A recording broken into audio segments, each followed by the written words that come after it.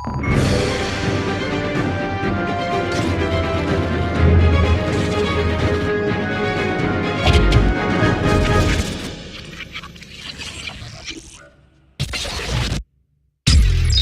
he just came to watch. Hi, good evening, and thank you for joining us on day 313 at GGY, Good Governance Yaya, our first proper post-election roundtable today. Of course, we had one with Hijaz last week. He was supposed to join us, not last week, 2 weeks ago. Right? He was supposed to join us on the day, but he couldn't make it that day. So today we have our usual gang, but also we're joined by Ravi, who is one of the co-founders of Advocata. Ravi, maybe you can tell us a little bit more about yourself. I don't know how much you're comfortable telling us. Yeah, well, thank you for the invitation. So I've been interested in the politics and the economics of, and I've been following it for a while. So in 2015 we thought there was some opportunity, and so there were a number of other people. So I was amongst those who founded Advocata. So I was a volunteer with them from 2015 to 2019. After that, I've stepped out of the limelight. Right. So I write occasional pieces now. Well, we're going to put this limelight back on you tonight. Maybe put you on the spot on a few things. Right. Help us maybe understand. Okay. Yes, to the extent that I'm able to. Yes. Right. So I don't know whether you know, but we have been on the street for like 100 consecutive days. Then subsequently, today is our 313th day of citizen activism. Let me remind people, first of all, why we continue to do this. We have always been a non-partisan group. We never really advocated for any party. But we have always been advocating for outcomes. And the outcomes we have been advocating for are good governance, law and order, equal application of the law. We really feel like, nobody should be above the law. We can illustrate that with an example. I don't know whether you read my tweet today about, Tharinu made that revelation about the former secretary to the Ministry of Public Security, who's no longer in that position, was able to get a passport in 45 minutes when everybody else is queuing up to get a token, can't get a passport and things like that. I mean, those are exactly the things that we have been fighting against, that type of impunity. Nobody should be above the law, right? After being culpable and responsible for creating that particular mess. And that particular ministry is also the one responsible for the visa issue as well. So this is, what we've been fighting for: justice, accountability, transparency, system change. And even though we have a new government in place, we are going to continue to advocate for all of that. So I think it's our responsibility to hold their feet to the fire, no matter who is at that position. I mean, we have been saying, if the people who support their parties hold them responsible, activists don't have to do that, right? I mean, what we saw is like blind obeisance to, it's almost like a cult-like. We see that with the people who support Ranil, especially, and they used to attack us because we've been asking for these things, and because the things that we fight against, or things that we fight for, all the negatives of that is embodied in a man or in a system, and we fight against it, we get attacked because they think we are personally attacking them. So we're going to continue to fight for this. It's a non-partisan fight. I know we all have our political leanings, but we leave that aside when we come to GGY. So before we move on to today's discussion, we thought we'll reflect on what the NPP has done since they've taken power. I know they're limited in what they can do because they don't have a proper cabinet in place. We need the general election. I think we'll see real sort of the real agenda after the general election. But in the meantime, we have to sort of make do with or try to reflect on what they've done so far. But let's start with this. I think all of us, especially those who were involved in the Aragalaya, can actually take a victory lap. What do you think? Because this is the first election in my lifetime that we don't have a Rajapaksa actually contesting. Because apart from these guys, even Sachendra is not contesting. Sachendra is contesting. No, he's not contesting, no? No, he is. Is he? He's in this, I thought I saw him in this list. Sachendra is contesting, Monragala was Is he contesting Monragala? Yeah. Okay. So we do have a And Chamal is out. But not one of the seniors. Chamal is out. There's Chamal sign. No? Some Yeah. is- There's no one from Hambal. No one from Hambal. No one from Their Hambantota. hometown. Right.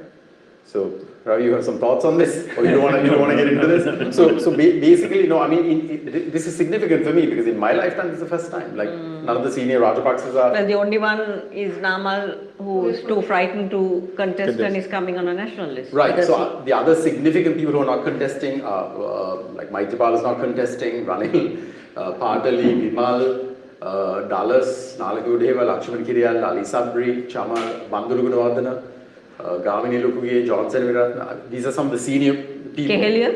Kehelia, well, I don't Hopefully think he'll be in jail for murder. Well, no, he's out, right? He's out. He's on bail. and- On bail. Case is not over. and I saw he had a meeting recently, and there were people still worshipping him. It was like I want Don't to throw up forget looking at that. of the, Ali Sabri also not Yeah, Ali Sabri is contesting. not on the contesting. left-hand side list as Vimal Veeravansa, and at one time, I can't remember which election, from Colombo, he polled the highest preferential Highest, votes. yes, Yeah. So yes. a person like that is Is- not able to face the public. Is Sarath Veerasinghe going to contest? The last time he polled the he most, got right? Last yeah, time. yeah. Is he contesting this time? Do we know? I don't think so. He's not. No. No. Okay. I mean, so I suppose without an IGP in place, we had the most peaceful election that we've ever had. Exactly. And I think we can expect something similar because none of these guys are there. I think the lack of a competitive Rajapaksa in the presidential meant that we were not into nativist politics, and which is their brand, right? Just And I one think- cross, we were able to get rid of about 60 people. Right. Now it will be more, I think. Yeah, I think I also want to make the point that a lot of people are saying this is a result of the NPP winning. I just want to make the point that the NPP coming into power is a result of the mind shift change Yes. after the Aragale. Absolutely. So I would really say this is a direct result. So Aragale to Jayaveva. Aragaleta Jayavela, yes, we should say that. Jayaveva. Because I used to always say Aragalaya, though Ranil came and tried to destroy that, Aragalaya was in the minds and the hearts of the people. Yeah. They waited quietly. They waited asking. Which is why Ranil stole up here the Yes, I know. slogan. Exactly. Yeah. Because- So the logo, no? The sketch. people waited and gave the works, Yeah. So Ranil Voted, they voted to NPP to get rid of these people. Yeah, and also if you look at the legislation that Ranil brought in, not close to the elections, but the stuff that he did at the beginning, it was all to suppress people. Of course. Right? All the Broadcast we had bill, broadcast, ATA, yeah.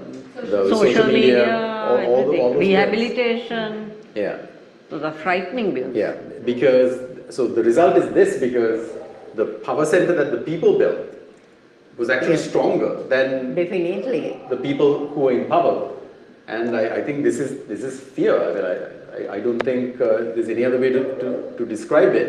And if the Aragale hadn't happened, then I don't think this would have been possible. These guys would have all been on the ballot this time too. At least a lot of them. Definitely. For So sure. people must understand the power of your vote. Yeah, Casting your vote is just that, no? yeah, It's just That's that. your voice. yeah. The beauty of a democracy and an engaged citizenry, right? So I think this coming election, I think, is also will be critical. So let's see how that goes. I mean, maybe we don't get into the details of that, right? I think we can do that later.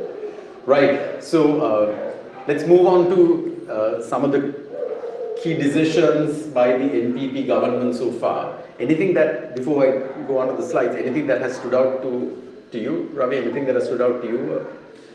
Out of that stuff I that's happened think so far? they have been very cautious. That is, I think, what has because it's a complicated and difficult situation that you're in. So they have approached things cautiously without trying to Upset the apple cart too much. Yes, because that is I think because you're on a fairly precarious position. Yeah. What you can't afford now is a mistake. So it's better to err on the side of caution Right. and proceed carefully rather than trying to make too many changes and then. So leaving the governor of the central bank to continue, the secretary of the treasury to continue. So those appointments are, I think, important. They've But it shows continuity. yes, And yes, even the yeah. IMF negotiation Yeah, yeah. team So, is so, the same. yes, so having all of that in place, I think, is what gives people confidence, and so you reduce your chances of making Right. a mistake. I Yes. also feel it shows a little bit of political maturity. Yes, That yes. they did, I mean, Generally, they come and performative go. sort of theatrical nature of politics, Yeah. like I think needs to take a backseat. And the NPP, JVP were very good at that part. Their rhetoric was good Yeah. and all of that, but now they're governing. Yeah. I think they need to show a more mature sort of side, Yeah. which I think is what they're doing. We've had the new governors appointed. There was some criticism of that, right? Because Hanif Yusuf was appointed governor of the Western Western Province. They were saying maybe this is the funders finally coming out and things like that. I mean, I worked under I him know and he's he actually moved a lot of his Yeah. businesses out of Sri Lanka. Some time ago, I mean, Some no, time and they ago. divested, right? He's no longer as part of Exco. The Japanese company bought Exco out anyway. And also appointing Shania Besekara.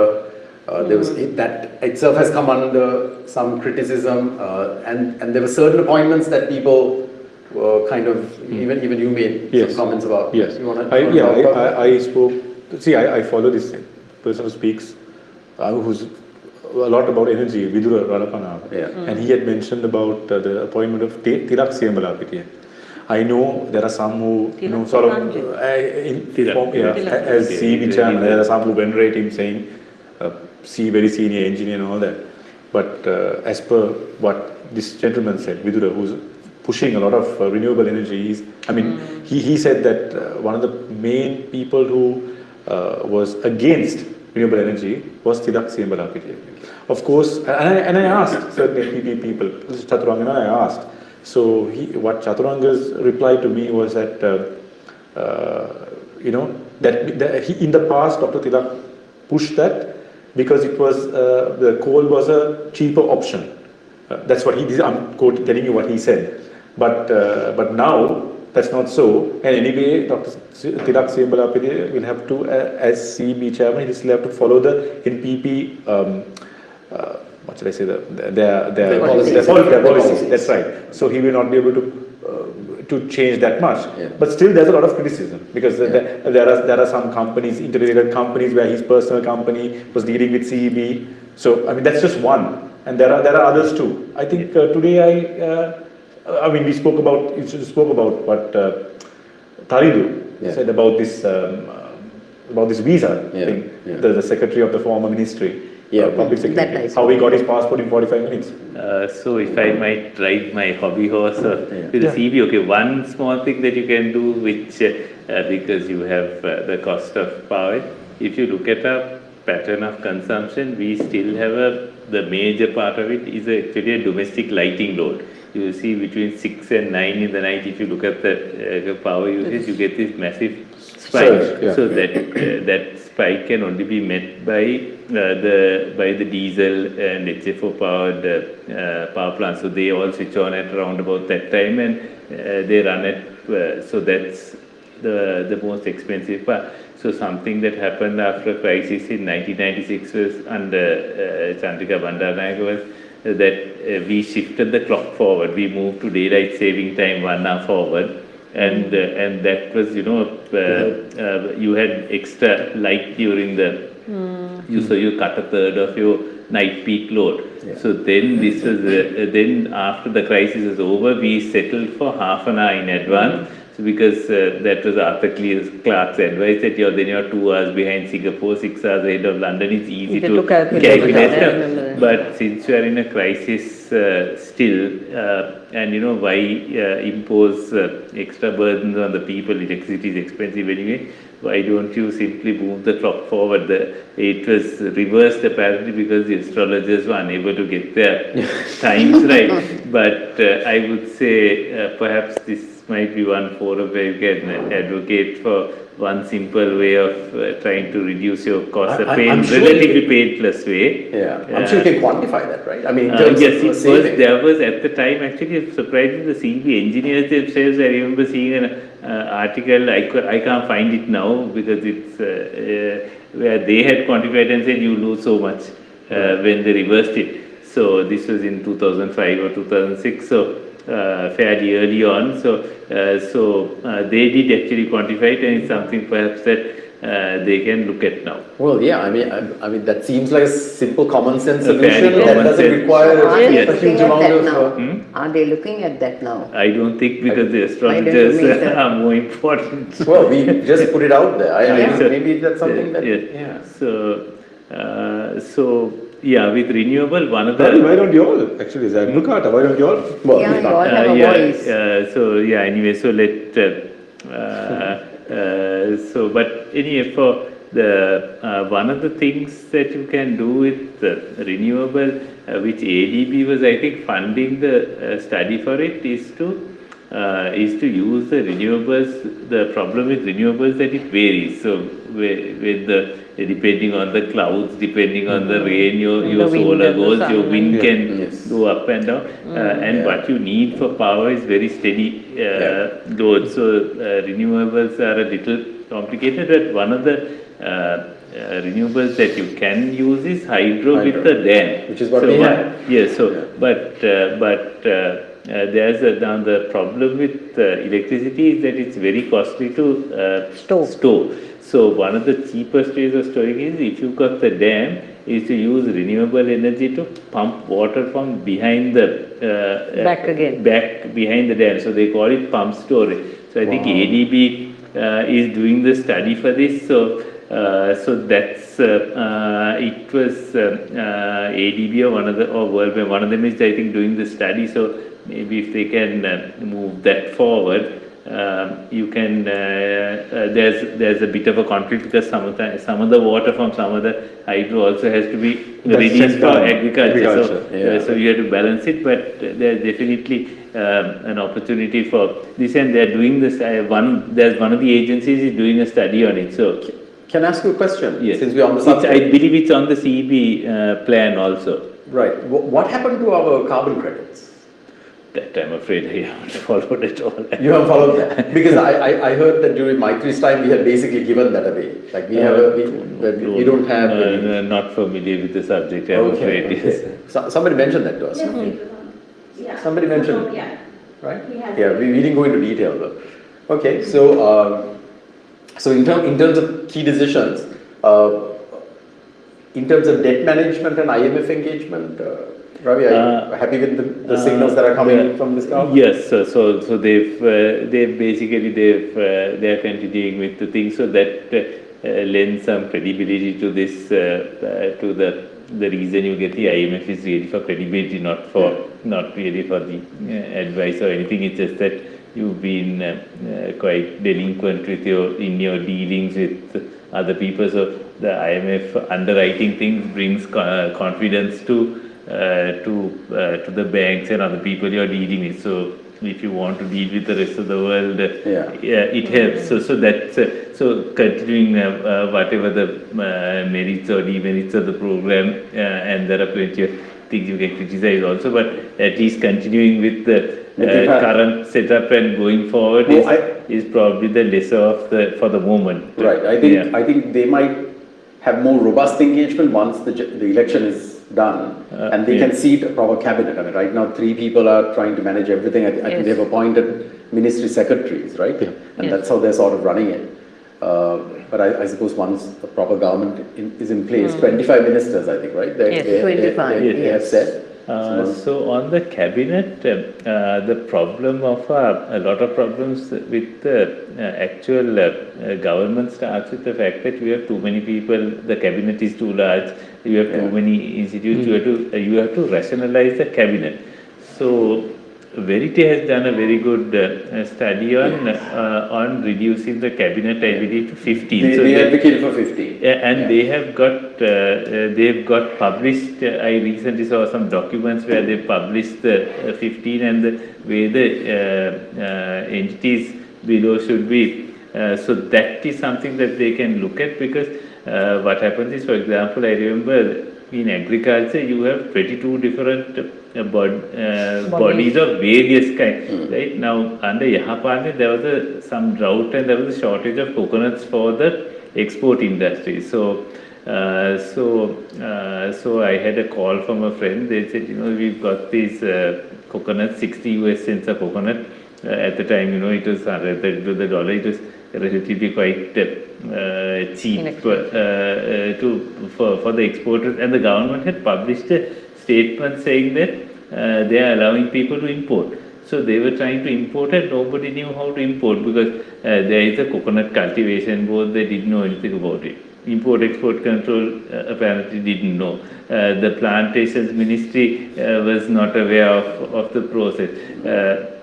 There's Coconut Development Board, Coconut Cultivation Board, Plantations Ministry, and so many others. So eventually somebody had imported a consignment of coconuts and it was rejected in quarantine. Right, so then after that, this chap called me. So one other brave exporter was bringing down a consignment of coconut, and you won't believe the entire coconut industry was trying to observe how this fellow, if he is able to get it through, when the other and if it works, they will follow the same procedure. So ultimately, that also got rejected somewhere in quarantine, and then people gave up. So because you have too many people, overlapping authorities. And they are not connected. Yes, and they are all working at cross purposes in silos. So rationalizing government as a whole is critical. It's the biggest problem. I think that we'll have to watch that, because NPP has always advocated for more intervention, not less. Yes. So I think stripping away some of these, like sort of like you said, overlapping authority, all these multiple institutions, or making them more efficient, will be a challenge. They have been talking about it. They have.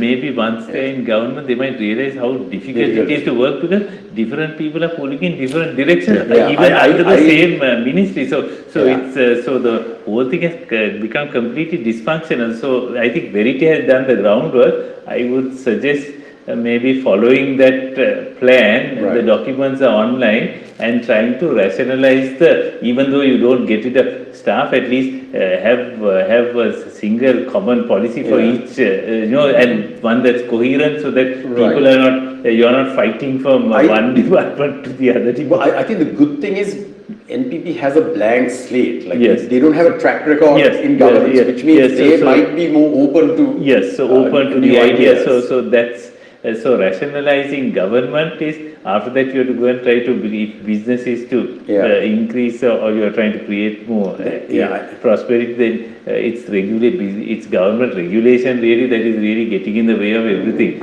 So simplifying, and that's where the root of the corruption, one source of corruption is also the regulations and license. Exactly. So that's where you're creating opportunities for people to insert themselves into a process and then control the issue of either a license or some other thing, and there is potential for extraction. But I mean, rhetoric is one thing, but governing is a very difficult thing. I tell people, like, these dogs who chase cars, what is the dog going to do when the day he catches the car? It's sort of like that. I mean, I think it's a huge challenge, and there are plenty of people who want the government to fail. I mean, I think we are not that.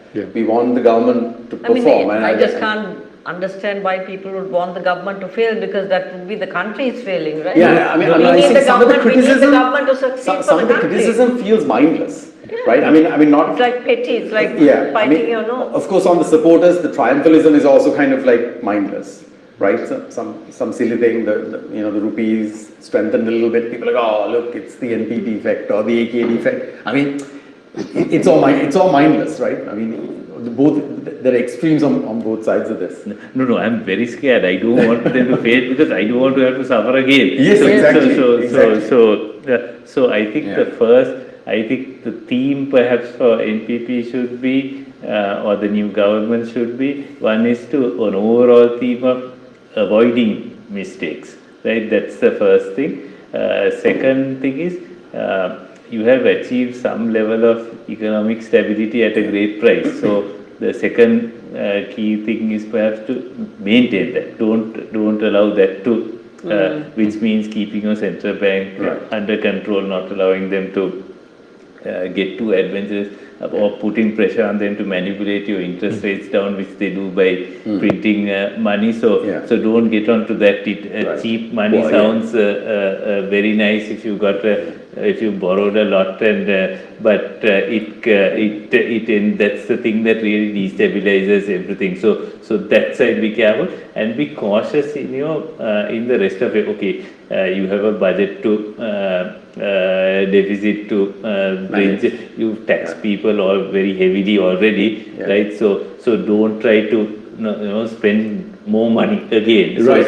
But if you are spending, cut it from somewhere else. Right. I think the burden on taxation is basically fallen on the people who are already paying taxes. I think they definitely need to work on. I mean, I'm in an industry where there's a huge amount of tax avoidance. I mean, tourism. Massive amount of tax. So right. I mean, there are villas who are owned by people who live overseas. They don't pay anything. They collect all the revenues overseas. They don't pay any tax. So I think those are the things that are easy wins for them, right? Like how they restored the visa thing. That's an easy win. So for taxes,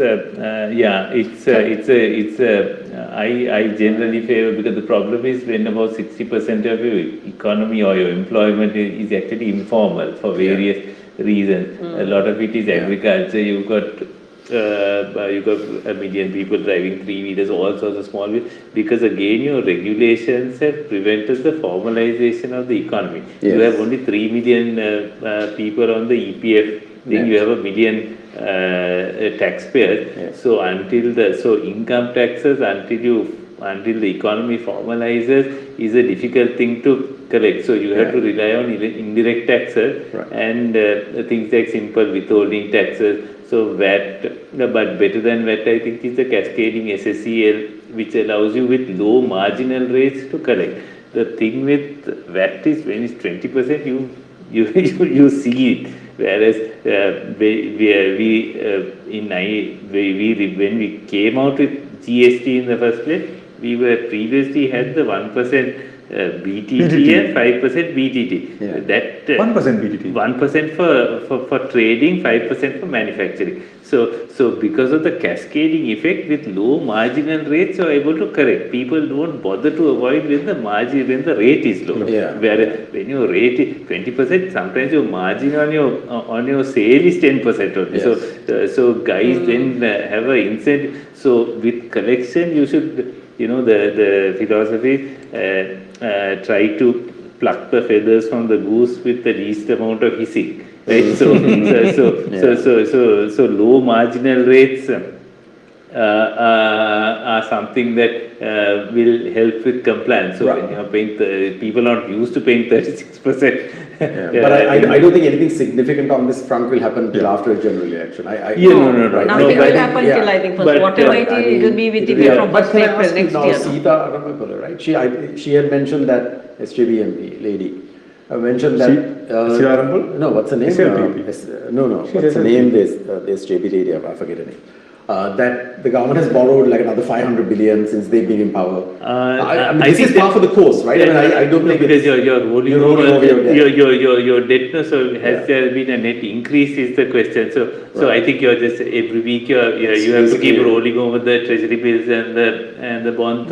So every week you have a. So it's par for the course. I don't think there's anything big that has happened. It's just the normal rolling over of existing debt. So you have to separate.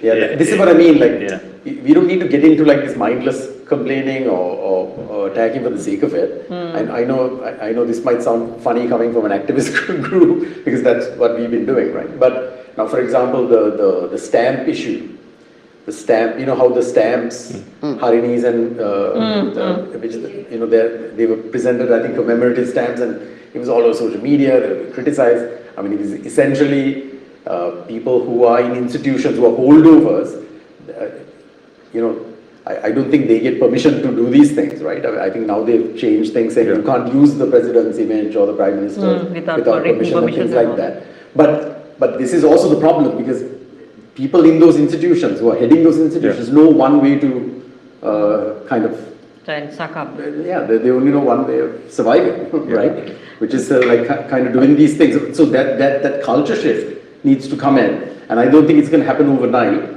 And especially senior people in a lot of these institutions are political placements, right? And a lot of them are Rajapaksa era political placements. I don't think under Ranil or even under Japan, they bothered to like clear, a lot of this. Our foreign service is still full of political placements. Yeah, right? yeah. So I think Nobody addressed the time, public right? sector payroll, and they didn't do big. So that's one of the big problems that we have overlarge.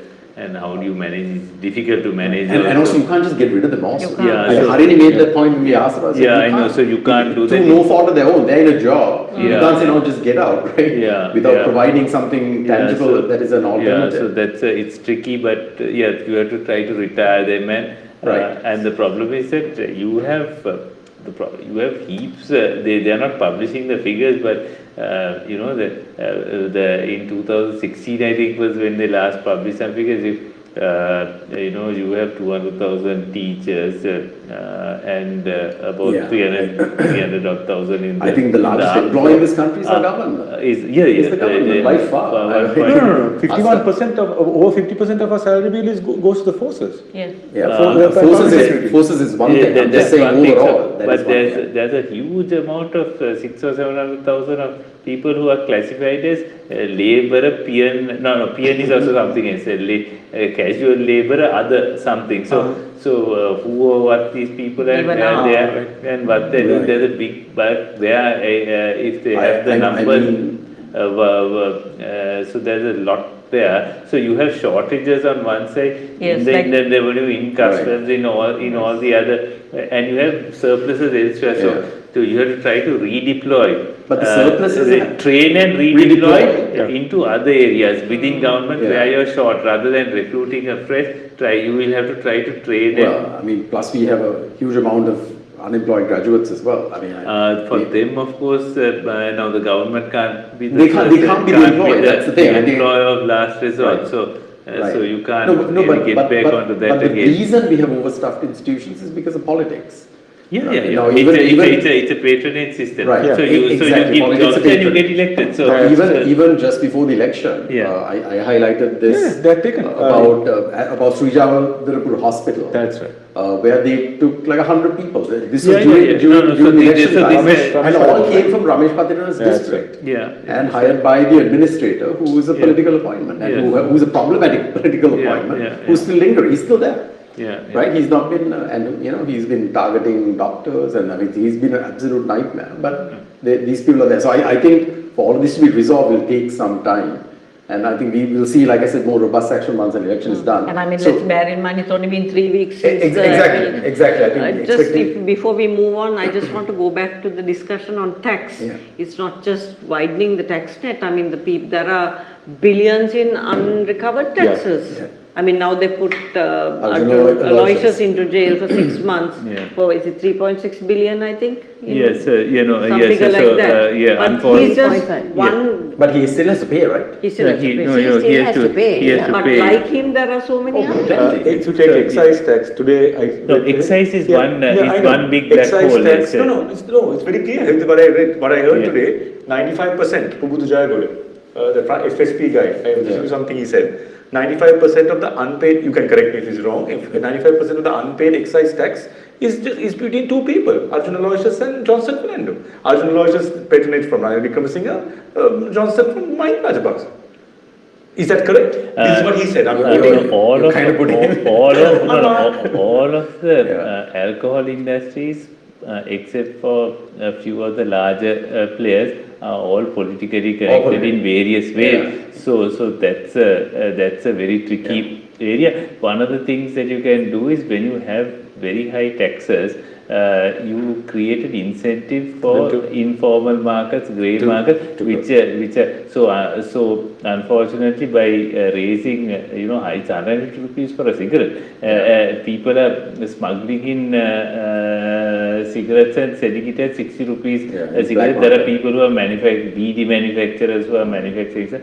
You create the Yeah, incentive for tariffs, that. tariffs and taxes always create No, like if you a have informal them market. excessively high, Yeah. so this has been a problem. I think you've raised revenue with alcohol taxes, but Well, I having mean, it too high but Rani, creates the short, incentive let's for. hope it's short term because IMF also mandated like No, certain so revenue they increases. are wanting you to They increase needed that the fast, thing further, but what you're doing is you're not reducing the consumption, you're pushing people into the Into the- grey and black market, so yeah. that's not a Ravi, good you're talking thing. about the high tax amount. Yeah. This is them not paying their excise tax. Correct. No, it is true. So what happens is those guys when the legitimate players lose market share to these guys. other Yeah. guys. No, When but- your tax rates are high, but- because but- 90% or 80% of your cost of your alcohol. So collecting from the basically what you should do is if you don't on excise, it's fairly straightforward. You don't renew the license. You don't renew the license. Exactly, but the thing is, collecting that is not going to fix a systemic issue. That's going to be punitive for those people. Yeah. But the systemic issue that's there doesn't get fixed just because you collect that guy's money. Yes, those guys have to be held accountable. That has to be collected. Purely symbolic, right? Like when we say, Ranil traveling, it's going to save so much money. Purely symbolic, right? You know what I mean? Like it's not going to fix the bigger issues that we have in our economy, right? Cutting down but waste. excise, if you The just issue is sort cutting of- waste. Waste is all across, everywhere. Yes. Yeah. But excise, if you sort out some of your things, at least the legitimate players who contribute, pay the proper taxes will benefit. So Exactly. you should shift the playing field in favor Right. of the legitimate producers, the legitimate distributors, for example, the supermarkets, the large chains are all compliant, Yeah. whereas the small those wine shops are the ones that are Level the probably- playing field. tip it in favor of the compliant players. Yeah, exactly. And the compliant products which are difficult to imitate, which is like wine and beer, whereas the spirits are easy to Because the easy to imitate. beneficiary is ultimately the consumer. Yeah, on pricing and things like that. and the state also collects. So, Right. And for whatever said and done, cost of living, alcohol is a part of your cost of living. Certainly it's mine. Who is pretending that alcohol is not part of your cost of living? It is I don't part of know us. from which And planet the especially Sri Lankans, politicians. right? I think we have very high consumption, right? No, anybody, any wedding, any party, anything, so that's part and parcel of your cost of living. So, Let's quickly But move. Swami, Let's that yeah. excise thing again, the customer has already paid it, right? yeah, the customer They have has paid paid it from the customer and they are not remitting. They are not remitting. So that's So that is absolutely billions. So Yeah. something symbolic has happened, right? Yes. Original launch is going Yes, in. he's just one. It- it- He's it- just No, one. I know, but it's symbolic of something that's happening across the board, not just Yeah. in one area, right? It's tax avoidance, whether it's excise tax, Yeah. or excise With- or VAT or whatever it is, right? With Indian Revenue, the problem is that the Indian Revenue doesn't update its records. So they issue random assessments on people. So their records are so although the Indian Revenue now excise there is definitely we know a problem. Indian Revenue the records need to be up to date Right. because they have a huge amount that's shown as uncollected. But it's not actually no, but collected. they are not active because you have received all sorts of assessments. You haven't updated your system. Yeah. You So they have have so to- many. yeah. You're showing it as uncollected, but it's not actually collectible. Right. So Indian Revenue, I know definitely has a problem like that. Right. Excise, we know definitely that there are a lot of people who don't pay. But so, from our perspective, yeah. a certain amount of symbolism matters because we don't see justice for anything in this Yeah, country. yeah, so when that's we true. see like a Kehelia going behind bars, Yeah. original Aloysius going behind, these are people who benefited from politics or political patronage. Yeah, yeah. Right? The crony system that we've been talking about. Yeah. When something that happens like that, it gives us some hope that that this Yeah, will for sure, be, this for is like accountability finally catching up with people who never thought it ever will, right? So I think that's important from our perspective. But quickly, so things like debt management, IMF, anti-corruption reforms, investigating corruption, reopening unresolved cases, reducing government waste, all of this will be probably stuff that needs to happen after a general election, Yes. right? So right now we're seeing bits and pieces there. I think nothing to get like too excited about, We've heard about foreign policy realignment. I'll talk about that a little bit. I think like a pivot towards BRICS. I think we want to, I don't know how that will be viewed by the US, by EU, because they are biggest consumers of our exports, right? US, EU are biggest consumers of exports, not China, India, right? So, so balancing those relationships. So, like Ravi said, there's a huge, complicated situation that they inherited. Now, the rhetoric is one thing, but now they have to match it with action, right? And things that actually, what's happened? Okay, so one positive is that this was resolved very, very quickly. The visa matter has been resolved. So, we're back to the old system. The officials were held accountable, I think, arrested, right? They arrested the They arrested the immigration controller for not following through on a court order. So these are good signs. Yes, but we want the... Yes, yeah, yes. Go ahead. What we should do is liberalize the visa system a lot more because, right up to the early 2000s, what you had was a simple stamp on arrival. You didn't need anything. No, right? no, Ravi, the visa thing was purely a Absolutely. collection mechanism. I know. But now the reason to get rid of a lot of it, simply a stamp on arrival is all you need, and allow. What happened? We are still collecting the money, now. Yeah. Somebody made a calculation: 2.5 million tourists into like $35, we can raise this much money. And we were giving visas for free during the war and after the war. I mean, and we saw a huge, like almost an exponential growth. Right. I think 400,000 when the war came to an end. Grew to 2.5 million in 10 years, right? 2.4 million or something. That was all, and that was part of the consideration, that the fact that we were giving a free visa. And as an industry, we have been advocating that we should be giving visa for free. And allow. Okay, you don't. So that if you want to attend a conference, meeting, technically at the moment you need a business visa, which is a problem, right? But have a most simple people thing. So just simply say if it's conference, meeting, whatever, give people 3 months visas where they can come in and do whatever that they need, even if it's small consulting thing. Don't worry about a business thing. Allow them to do anything but within Ravi, 3 months or 6 months. The money. It has nothing to do with the visa category or the type of visa. They figure that if you are coming on business purposes, you can pay more. So the leisure people get the cheapest visa, or for free. Some countries get for free, like I think Russia, Ukraine, China, India is for free. And then other visa categories. That's how they justified the system. Okay. They were saying that more complicated visa categories can be incorporated into the VFS system, but really it's just a simple matter of collecting some money.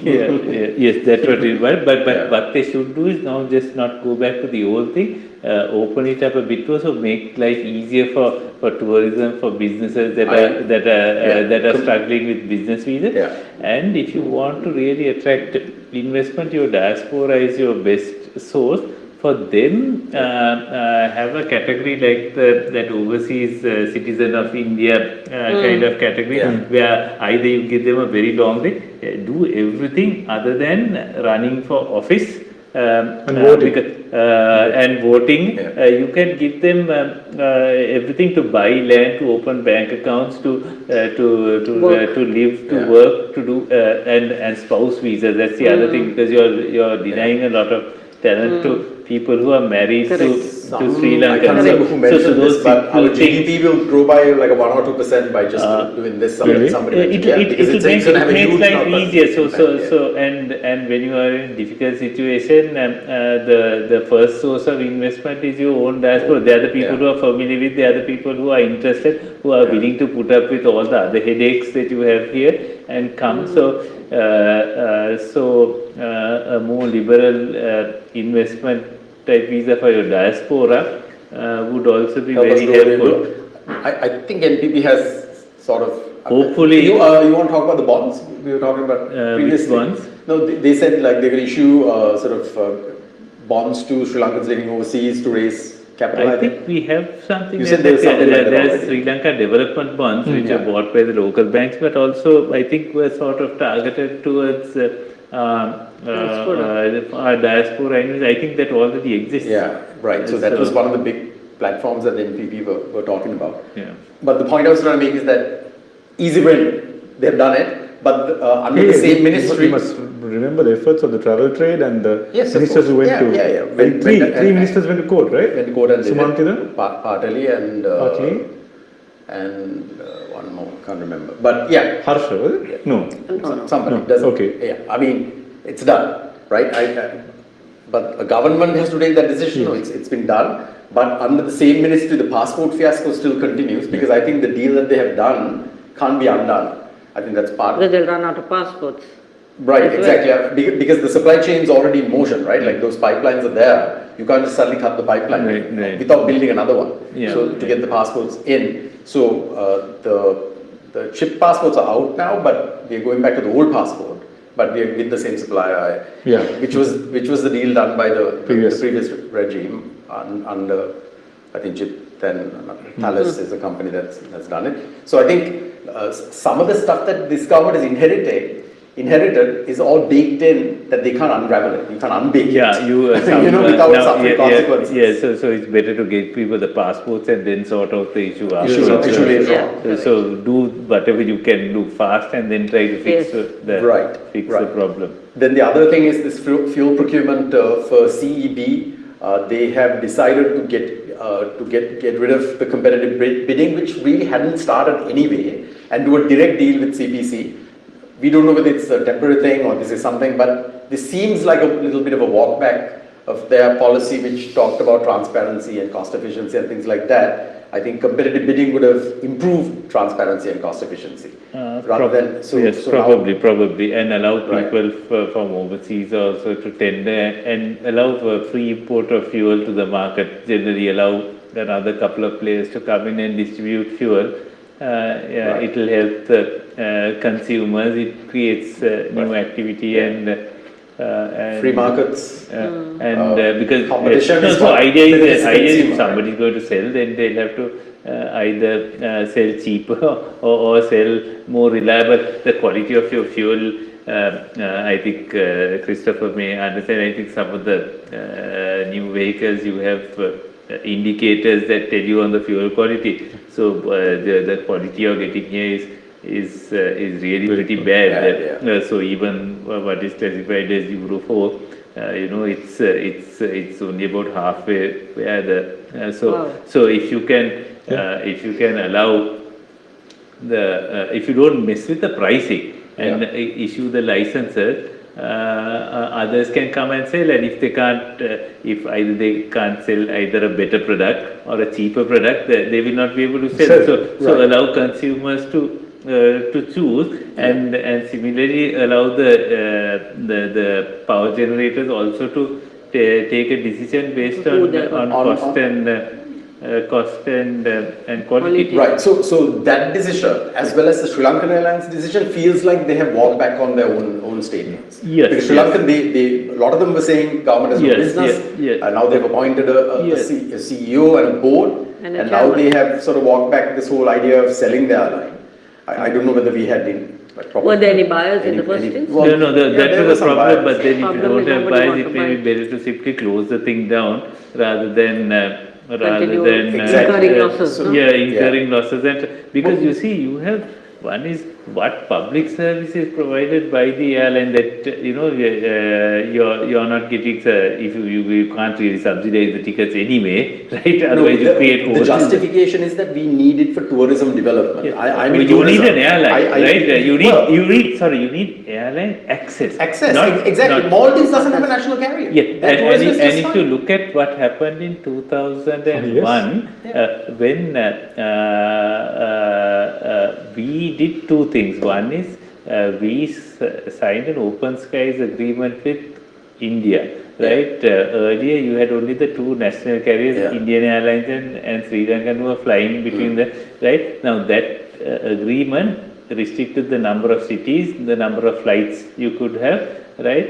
They had an open size agreement and they gave visa on arrival to Indians, right? India shot up to being the largest market for tourists for Sri Lanka, and all throughout the war, when nobody else was coming, Indians kept your tourist industry I going. remember after the tsunami, that's when the Indian market opened up. Because we did this buy one get one free and all of that. That opened up the market. Plus, like you said, the open skies agreement.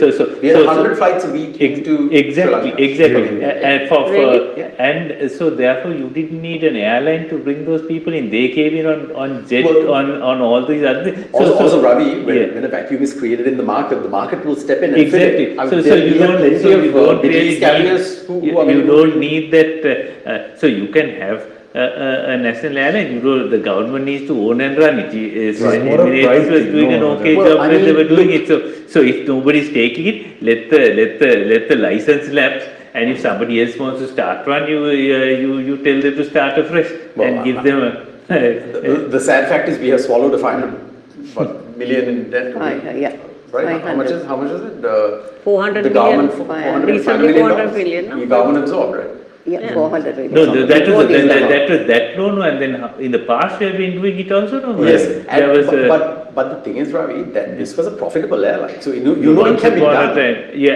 When Emirates was running it, yes, it was a profitable, and we have a monopoly on ground handling and catering. We shouldn't lose. So that's why airport and aviation services runs at a profit. But anyway, either way, you don't give up. There is no public service, and therefore no public interest in this thing. So I think this is something that they need to. So I think, and you have limited time in government. No, how can you be running all these complicated and difficult businesses when you have so many other priorities? Right. What are your priorities? You have limited time. How many hours in the day do you have to devote to important things, and is this important? So in terms of time prioritization, this is just a headache that you are trying to take on yourself. So why do you want to mess around with it? Right. I think if you try to sell it now, with a more of a thing, stable, now its government is stable, and don't you think we'll get more offers? Last time we didn't get offers. Yeah, last time that's maybe the airline. You might have to You saw the 5 people who offered to buy it. Sometimes when they create the tender process, it's set up in such a way that excludes a lot of people. Okay. Right? Sometimes the tender documents are written by the person who's going to get it. So right? So it's fixed from the. There was no proper. No. Soeru, the entity that was set up to do the privatizations was, I don't know whether Air Lanka was under them, but they were following a good process. That board has wound up now.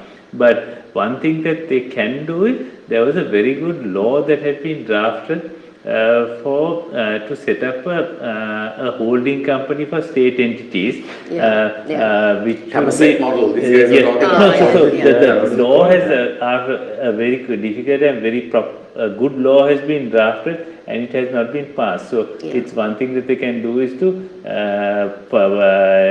pass the law, take the credit, and set up the entity. So then that will solve some of your other. So that's one of the easy wins for them to do is to simply pass that law. It hasn't gone to Parliament yet, but it's all been done and it's been properly done. There's an entire pipeline of laws waiting. Right. So this is a good one. This is one of them. This is one of them. So I think to do that you need a decent Parliament.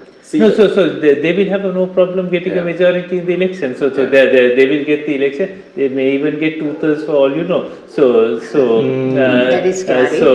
I don't think so. We don't know. But the thing is, some of our system change goes. We'll get to that later. We're sort of running long. But they need a 2/3. You can't do constitutional changes without a 2/3. No, that will be at the latter part. No, it shouldn't be under the latter part. They have promised these. One of the main things is the removal of the executive president. They have promised the abolition of the executive. Both I mean, once you sit there, you can't say I'll do it later, right? I mean, this was a key promise. They don't need we have to hold them accountable. No, but they don't need to win two-thirds majority themselves. Yeah, right. They can integrate the other parties if it's a good policy. Or to do that, you need responsible people seated in that parliament. So we are hoping that it might be this time. Exactly. I think constitution changes people will support. Yeah, I think so. Okay. As long as they're good. Shall we move on because we are running. Sorry. So you know some of the expanded welfare safety net stuff that had been put on hold by the election commission, they have now done. I think their state, the workers are getting the 1,300 extra allowance. I think retired people getting 3,000 more. These were these had already been sort of instituted by the previous administration, had been stopped by the Elections Commission, right? Because it they all only happened- did it before the it all election, happened- yeah, right? exactly. So, It was the election Ranil is window. jumping to take credit, but I mean, if there was a genuine good faith intention to help people, they would have done They it a should have lot done it. sooner. Exactly. The other thing that they have done is that they have said they will expedite some high-profile cases. The Central Bank bond scam, Isa Sunday terror attacks, kidnapping and murder of journalist Sivaram, disappearance of Lalit Kumar and Vice Chancellor. Muruganandan, disappearance of the Vice Chancellor, murder of Dinesh Shafter, and the Valigam hotel shooting. So now, which the Herath was asked at a press Why? conference, why these and not talking about the other cases, right? Lasanta, Pradeep Eknaligoda, Wasim Taj. I mean, there are some high-profile cases that from the past, other than things like Ratu Paswala and so many other cases, right, that we've been talking about, plus the transitional justice issues and things like that. So his answer was that these are closer to resolution. Which makes sense, no? These are closer to resolution. That's why they chose these. But us, like we have been, But this, hopeful it will happen. Well, we want it to happen, I right? think it will happen, but I mean, it's, as I say, it's only 3 weeks since Right. and they don't have, they need to go, I think, after the Yeah. general election, it will get the momentum. Yeah, I mean, do we dare hope for justice, right? I mean, do we dare hope? Because we have been so disappointed time after time by administration. I'm hoping that there will be a bit of a cleanup of parliament. Yes, there will be. Yeah. It's And coming. that there They will have be set more up a decent unit people today. than rotters Yeah. in parliament, and we might actually get something. They have set up a committee under the president No, because- to investigate into this. Well, I think that is also problematic because then you're again inserting politics into it. I mean, if we want the judiciary to act independently, law enforcement to act independently, They we must have be to allowed. make it. We have to make it independent of politics. I mean, That that is is something we've been fighting for, right? True. So if the president says I'm directly, then he's putting his thumb on the scale. So I think as responsible activists, like we are absolutists when it comes to certain things, right? We are not pragmatic, right? Like we come from a place of idealism. We want equal justice and we want law, accountability and all of that, independent of politics. No matter who's in power, it doesn't matter. Like the intentions and the might be good, but if we want the systems to work, not for a person to come and like be the one who's driving that, right? Like in a company, we put processes in place. We want the processes to work, and we want good people to be in those positions handling those. But if the processes fail, then I mean that's the kind of thing we want here too, right? Actually, Chaminda, before this election and the previous election that they teased us with, Yeah. before the presidential, like maybe about a few months after the Aragala ended in golf phase. Yeah. By the way, this is I- Porsche behind the camera. I You could probably hold actually it, went to hold the meet. mic. I actually went to meet Anura Kumara and the team to ask 3 questions. One of it was about the independence of the judiciary. Anura didn't sit till I asked that question. He left, but Dr. Nalinda was the one I spoke to, and his answer was "Api gihilla honda aya danawa." Yeah, that is also. So Yeah. it's not independence of the judiciary, like you said. I mean, maybe they will appoint good people. Yeah. Maybe Hondaya means Hondaya for whom? For whom? Kaata Well, honda? see, we need, like, for example, like judicial, there's like commissions, right? Yeah. Appointing various things, like the police commission. Yeah. Now, in the past, we've seen these commissions who are meant to be independent, just rubber stamping whatever the government Exactly. is doing, Yeah. right? Exactly. We need them to perform and Yes. function Yes, as they are independent. meant to, Yes. right? We need. So, Yes, like you judicial said system, yeah. rightfully, now 5 years later, if the president is a different one, it can't go back to. Well, this is exactly what happened. So, Yeah, exactly. I mean, Godhabe coming into power was not, it was a series of cascading events that brought him into power, right? Yeah. And along the way, people were manipulated by certain events that brought him there. And the moment he came, the first thing he did was, first act as Shania president was not to form a cabinet, he got rid of Shania Abhiseka, Yeah. right? I mean, so. It shows. I mean, you can see what their intention was because, I mean, I tweeted about it so I can say it. It was all in an attempt to cover up. They needed the power. They needed to be in those positions of power to make sure that the scale of corruption that happened in the past murders, disappearances, will never come to light. Then nobody will have face any accountability for all of those things, all these things that we have been talking about. Yeah. They needed that. So I mean, that's why I say, like, the Aragale was not a small thing. We got rid of the most powerful president that ever was. Yeah. Like, lead by law, right? Yeah. I mean, of course, Ranil came and utilized that presidency Yeah. far better than Gota did. That's his political skill, right? Which maybe Gota lacked. But you know, we need the system to be corrected. We need Robust, course corrections in certain It things, has to be which is the system foolproof. change we were all Yeah. asking for. It can't depend on the person sitting in that seat.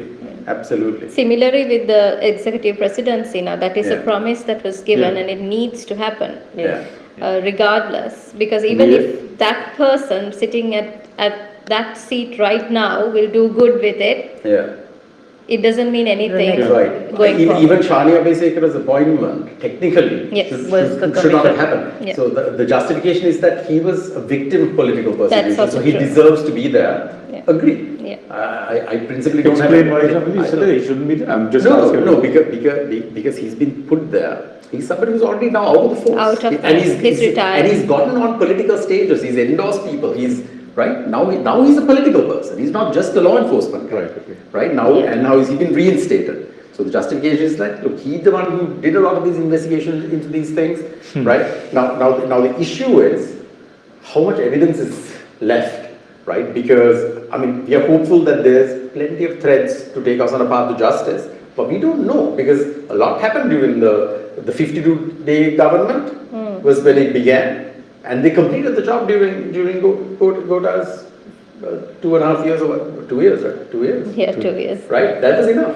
The half Right? was So, spent in. for example, Wasim Tajuddin, in terms of evidence, like his bones are missing, right? His femurs are missing, right? Yeah. So I mean, and the only evidence that is remaining that his femurs are broken is the X-rays. Who has the X-rays? Nobody knows, right? There was also a report Yeah. when it was initially Right. I mean, launched. even the Easter report, they're saying parts are missing, right? Even now, Yeah. there's, Easter report that was handed over to Maitripala Yeah. by the commission. Now they're saying certain parts are missing. So, No, but who's that Hello Romeo guy? He's saying well, he has it. let's see. I mean, like, yeah, let's see. He's been given 3 days, so tomorrow is the deadline. He has to be. Let's see. Right? So, but really, hopefully there are enough threads to take us on a path to justice. And so we can be somewhat hopeful that one of the main battle cries of Daragale, which is the call for justice and call for accountability for some of these things. Not just this, the financial scams, the crimes, all of that. Because country of crimes, no criminals, right? Right now, no, because now if, for example, the prisoners who were shot and killed, nobody was held accountable. Yeah. In fact, all of those people were released. What does that mean? What does their death certificate say? Did they kill themselves? If the death certificate says that they were shot and killed, somebody held a gun and fired them. That means somebody has to be accountable, which means somebody gave an order, right? Just because they're prisoners, they didn't, Why, they there's an issue deserve on to have that been, now, no? it's like an execution, right? There's an issue on that now, no, because in August, the Attorney General's No, office has... in the sense, I'm just No, what using I'm that as an saying is- example. No, what I'm of- saying is yeah. they have told the investigations department to just shut it. That's They what are I going to mean. withdraw the- That's what I mean. On whose withdraw the- behest, right? Exactly. So I think if evidence is missing, we have to look at the chain of custody and say who was last in charge of that evidence, and those people have to be held to account, right? So I mean, there are parts. We just have to hope that the government has the backbone to follow it through and get us to that place, right? And that we don't. So I thought, as a final thing, let's just quickly look at our key demands and whether what's happened so far kind of matches up to the rhetoric of the past. So one of our key demands was like dissolving parliament and having elections. That's already happened. Immediately parliament was dissolved. So I think as GGY, not that we take credit for it, but like we can be happy that at least one of our demands have been met. Ensure the dissolution parliament is followed by fair, transparent elections. So let's wait and see. Institutional reforms will take time. I think this is like the huge part of system change is right there, right? Like the reforms that we need to see, including electoral reform that we were talking about. Right? It's constitution plus electoral. I Yeah. wrote a long, complicated article about it, which I can share with you on at least the elements of. Ideally, if you're not certain of what to do with your constitution, simply go back to Salisbury. That was the only good constitution that we Right. had. So that needed some additional safeguards, but you can initiate. You need to go back to a parliamentary system. Concentration of power is not a good idea. So it was lost in the 1972 constitution. That's when actually all the people didn't realize it. But that's when the democracy was lost 50 years ago. So after that, 78 made it worse. So you need to go really back into that old system. So if you don't have time to design something, simply No, but reinstate that there old- is already a new constitution that I think Basu Ranil said- was heading that committee to. I think something had already been presented. He just I don't know. It depends on whether it. But everybody agrees that we need a new constitution. Yes, I think and pretty it much has all to be parties agree. it has to be a parliamentary system. Naga was the biggest proponent of this. was not a So presidential. anything Ranil is involved in though. Anything Ranil is involved in, I wouldn't Yeah. trust. So you can go back to 1947 if you like. That's the best of what we've had so Yeah. far. Then removing corrupt officials and enforce transparency reforms in SOEs and things like that. I think it'll take time. Long. There's so So many now- people Yeah. entrenched, Yeah. right? That in so many institutions over decades of political involvement, I think it'll be very hard to extricate, right? I mean, also if you remove these places, you don't know whether there are suitable people, because we saw that the UN General Assembly. That was also criticism. The person who spoke at the General Assembly was Mohan Pires. Mohan Pires, no? Yes. But Right. He wasn't, spoke, right? But he was not appointed by the NPP. He was appointed That's what I by the mean. previous government. But he spoke Okay.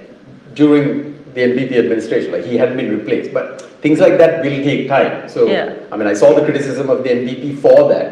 But I think a lot of this we have to give time, right? Justice Yeah. for major cases. We're beginning to see the beginning. Yeah. right? I mean, I think it'll take time. Reopen unresolved cases, right? I think again, you'll have to put this independent public prosecutor in place. I think that will require a change. I mean, they did come and make a display of the files that need to be opened, which they Right. said when they come to power they will do because Yeah. they couldn't do before. Well, they need to follow up on that. Yes, exactly. Yeah, I So- think, but they can't do it without Without. the AG department. They can't, Yeah, even if they so- replace the AG. so now again, that- it will be a political appointment, right? Yes. So creating the independent office will require budget allocations.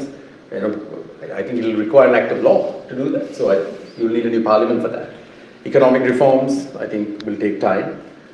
Then the balance IMF issues, I think, again, will take time, right? I mean, bringing in the adequate social protections, I think the IMF was heavily towards just purely looking at an economic recovery. People did suffer, right? Like 7 million fell into poverty. I think World Hunger Index says we have improved slightly, right? I think journalists were very happy about that. He's taking the Taking a credit, victory isn't lap. I mean, some of it's mindless. But if you were to looking at this as a report card, how would you rate the first? Well, it's 3 weeks. It's too early. 2 words. Cautiously optimistic. Yes, Okay. I agree. Yeah. Yes. Difficult, no? With Yeah. 3 people.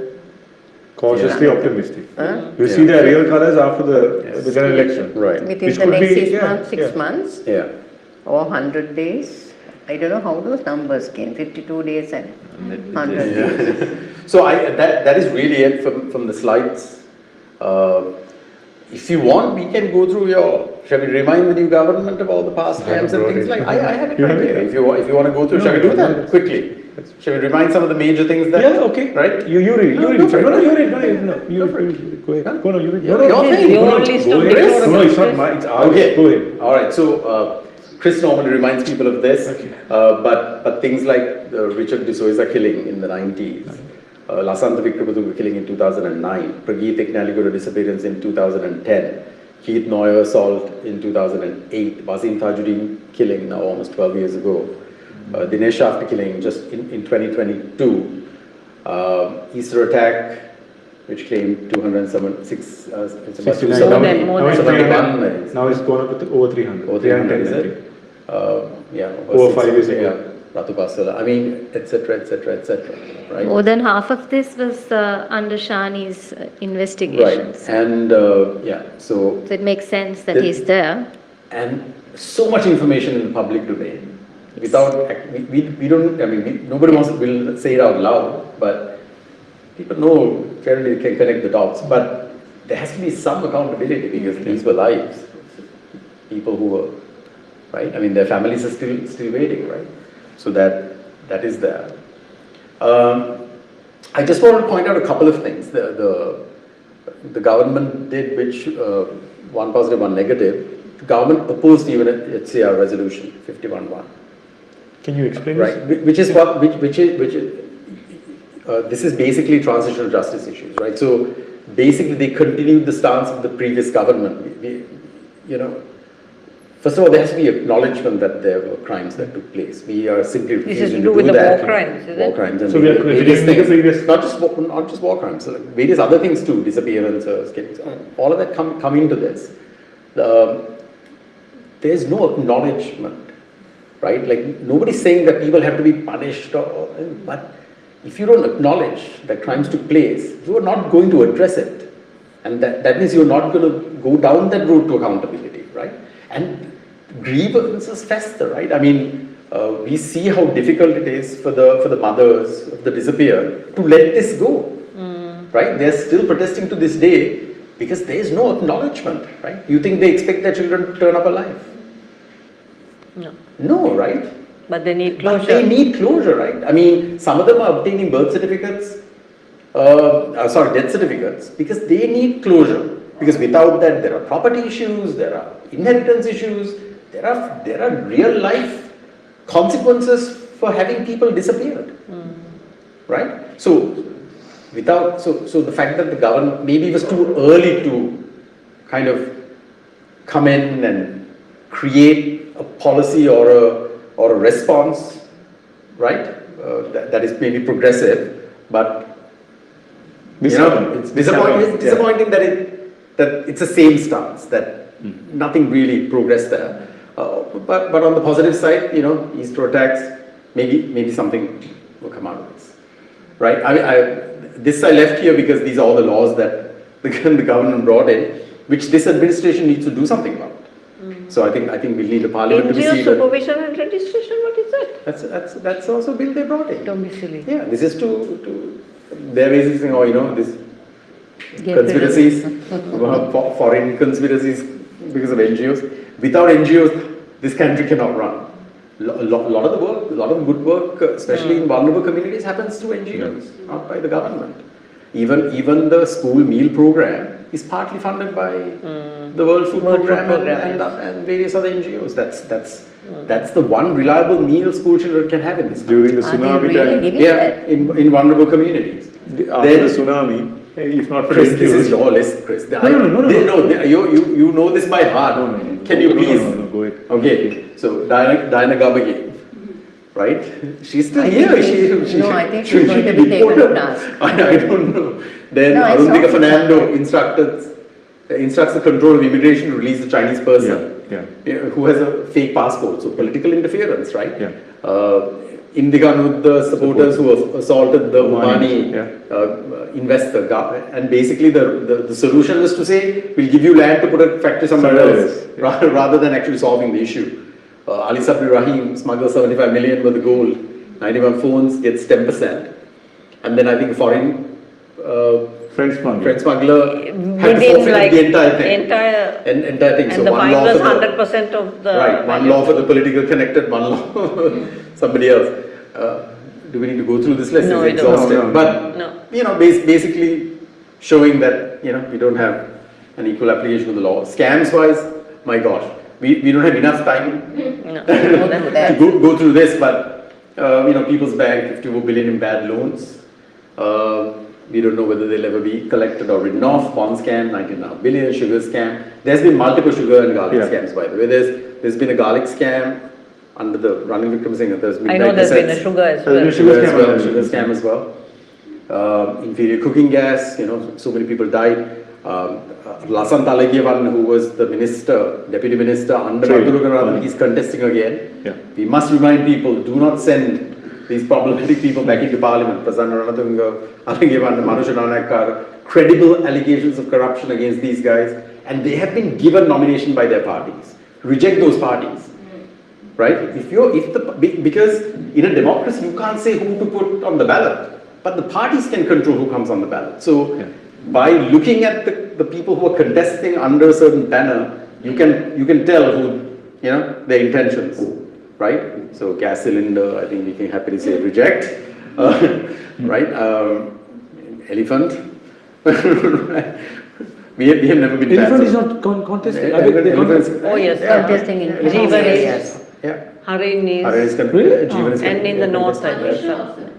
Okay. Manusha's gas cylinder. Why is showing his friend? Yeah, What's Manusha's- that as a gas cylinder? Yeah, I did the detective work on that, by the way. I did the Really? reverse image. I did the real. Yeah, the reverse image search on his web. So there was K.D. Ramakwala was released recently, right? From prison, he was released. So then he comes and speaks to some people, and people are worshipping him and all that. So he's been spotted wearing a Patek Philippe. This is what is called a Nautilus, right? That's Yeah. Patek Philippe It's a very expensive.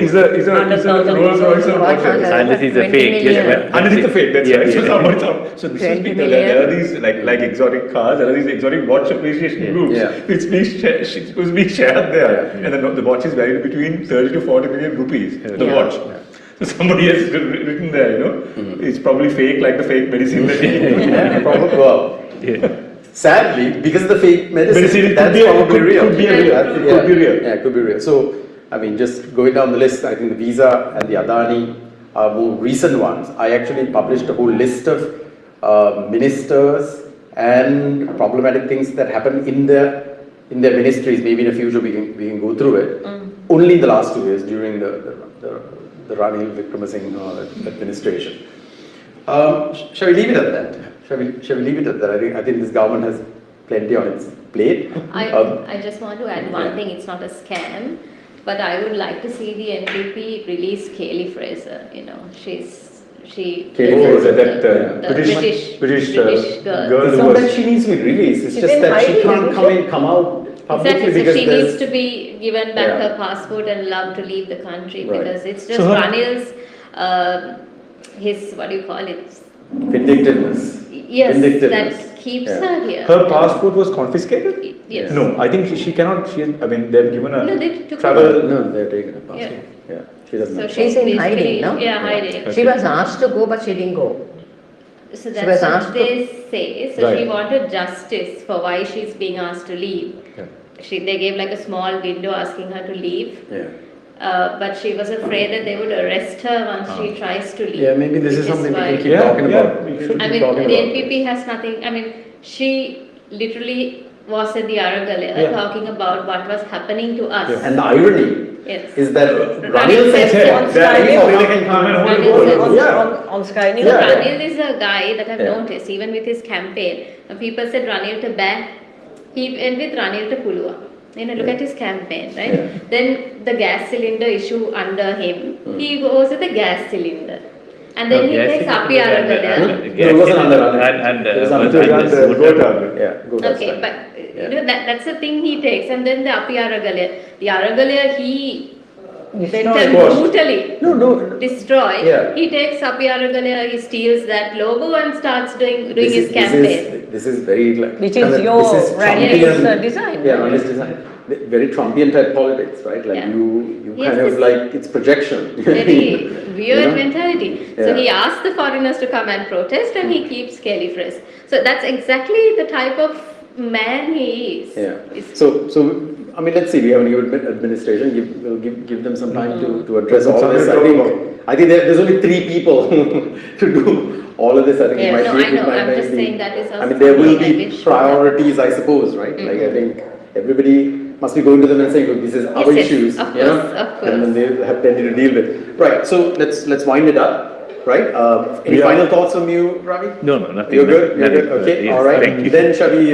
Then Lisha, can you read my Continuing two what we quotes are for the doing. day? Yeah, I did that at the Okay, beginning. yeah. super. Okay. So my first quote is real change, enduring change happens one step at a time. So Yeah. that is, we have to give this government Yeah. a chance. 3 Yeah. weeks has gone, they've done Well, a lot of good, more good than We did the same with Ranil. When Ranil came, we Absolutely, stayed back. yes, we stayed allowed back. time, Exactly. and we saw just business as usual coming back in. and also to remind whichever government we have coming in, without accountability and transparency, democracy is impossible. Yeah, so absolutely. whoever it is that we need that But Ruth Bader Ginsburg is a RBG. RBG is a cautionary tale about not retiring on time. Yes. Yeah, and we have politicians who do the same thing here, who don't Until retire. they die.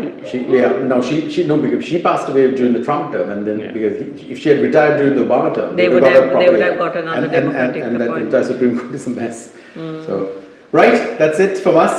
Thank you so much to everybody. CK Anu, thanks so much. And Ravi for Ravi for your views. We should get you back. Like you have encyclopedic knowledge on stuff. Maybe we'll do like one whole thing where you're our special guest. So shall we wind it up, guys? We are not on our street corner yet, but before the last two general Sundays. election for the last 2 Sundays, 3rd and 10th of November. we will be there to remind people to keep their eye on certain things, what to look for when they're voting, not to vote for rogues and criminals and problematic people, choose people with integrity, and give this and maybe seat a decent parliament. No murderers, no what? We actually had a convicted murderer. We Gold had, smugglers. right, yeah, various people. So that's a wrap on day 213, and we'll see you at the round table. 313, and we'll see you hopefully with a couple of guests over the next couple of weeks at the round table. That's it. Good night. Thank you.